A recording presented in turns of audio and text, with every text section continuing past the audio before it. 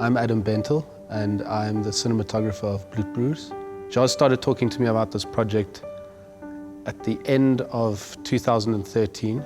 Throughout 2014, as the script process was going, Joz and I, in our weekly meetings, we would talk about the visuals of the story. And from previous experiences, I guess we were trying to teach ourselves how to be more economical. The classic way to shoot a drama series in South Africa, if you have a two-shot, let's say you have two people, you shoot a two-shot and two over shoulders and then maybe two singles. That's 5 shots for one scene. We watched an iconic film called Raiders of the Lost Ark, and we discovered that Steven Spielberg uses so very few shots to tell huge scenes, long scenes of lots of pages, lots of dialogue, but he just places the actors in the right way and he blocks them in the right way so that each shot becomes a little master shot.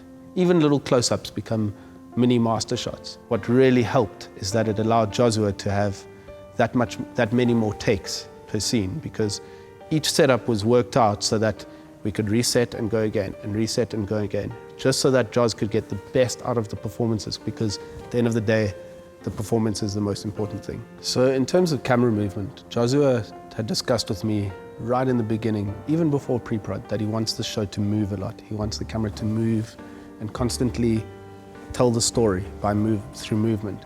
And in talking to the idea of not moving for the sake of it, but for the story, we chose our shots very specifically, but we still kept the camera moving. In reading the script, it never talks about darkness, but the way that the characters develop, the way that their arcs move between scenes, between episodes, and between the whole series, they generally, all 4 of them, go in a kind of downward spiral. I think that the amount of mood and darkness that is allowed with these characters as they get darker and darker, and the worlds around them become darker, because they, in actual fact, they're representing the South Africa of the time. So as the South Africa of the time is getting darker, I am lighting darker and darker. By the end of it, it's like single source light over the top of the head, or a light bulb like this, no background light at all, maybe a tiny little sliver of bounced off a mirror on the floor or something. We were never scared of people going out of light into darkness.